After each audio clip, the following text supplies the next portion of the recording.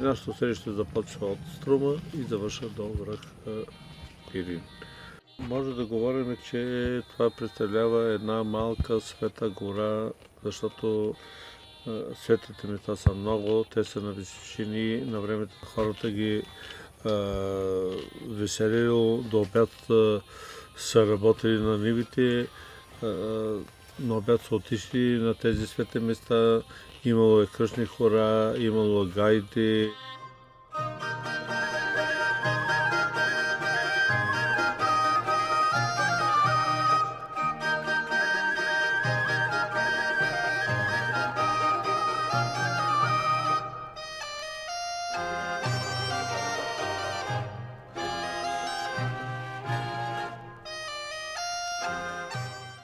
Ако вземе да ги изброяваме, те са много. Започваме с Свети пророк Илия. Това е най-старата черква в дефилето,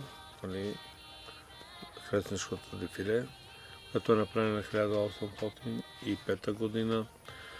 После е направена другата черква Свети Петър и Павел, после е направена другата черква Свети Димитър Солунски. Другите свети места, това е Света Богородица, Свети Мина, което е много старо светилище от тракийско време.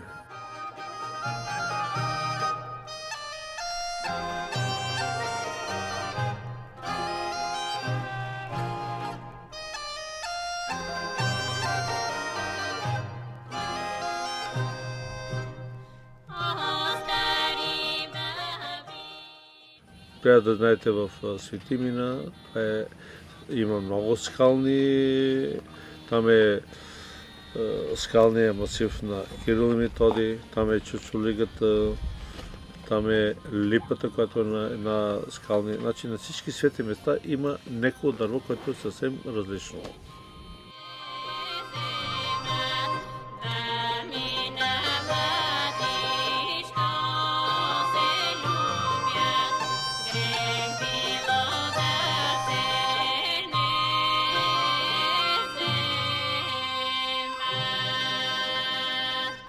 После говорим за Света Петка, това е между границата между двете общини Кресна и Семитли. За Марина говорим за Свети Тодор, Свети Никола към Градище, Свети Спас, Пресвета неделя в този район, Свети Георги, Света Богородица, Свети Дух, който е в Безденковци. Така че тези неща, които ги изброих в Мичко и Сенекос, тези неща се повтарят в Сървено или в Брижани по лето. И всичко е 3 по 3.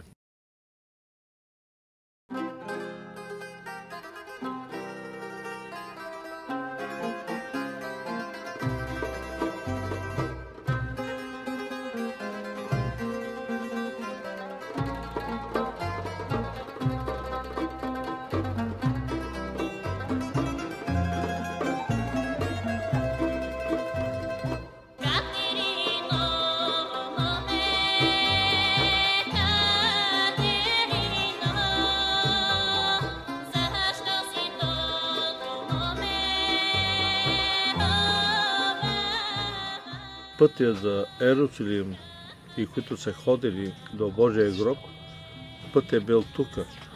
Говорим за Мичко и за Санакос. Пътя на виното минава през тези места. Тук минават кълдръмите пътища, тракийските, римските. 1870 година е пробито дефилето. После 915 година направят теснолинейката.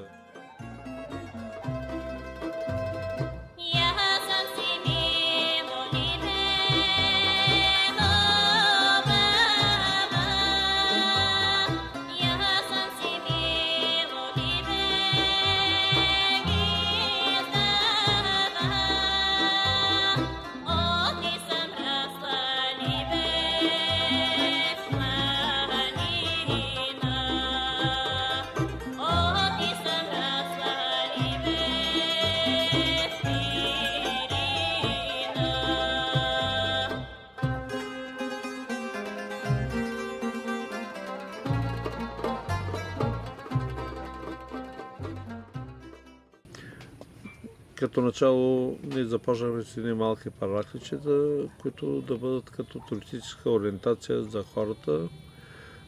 Обаче дойде време, където се явиха хора и направиха, например, може да споменем за Богородица, Успение Богородично, което се направи в Мечкул. Изрисувано вътре, нали, може човек да се спаси. Това са хубави начинания, защото може и чобанина или овчарина може да се послони, и туриста, който ще мине, може да се послони от дъжд, от вятър, от всичко. И ето, направи си и свети турици или свети дух в Везденкова махала.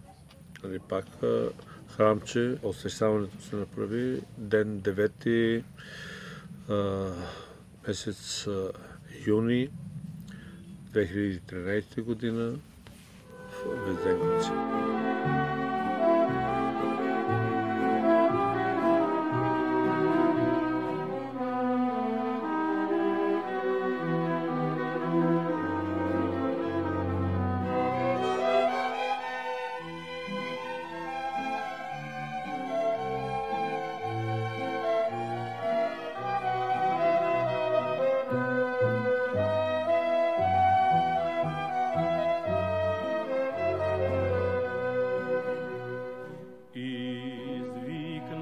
Павле войвода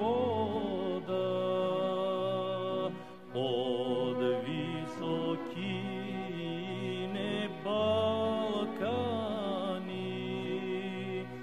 къде си, майко? В момента има идеен проект и над светилището на Светимина за 48 квадрата. Проектът е готов, копката е направена и се надявам къде дано да се направи за 11, когато е Светимина.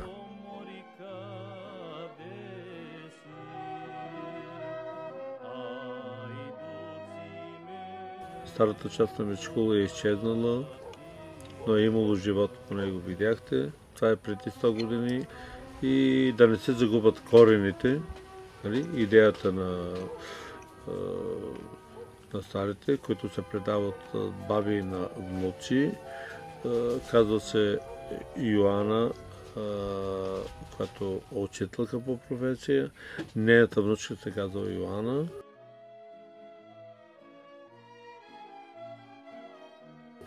И просто да не се загубят корените, да се направи, нали, едно, което да остане в поколенията. Девойче, тенко и високо, аман, аман, девойче, тенко и високо, не одай ситно пред мене,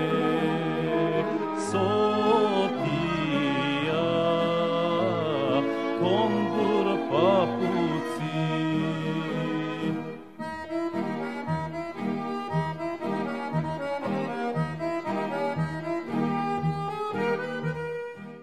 Когато се прави задушница, тук се ставят вино.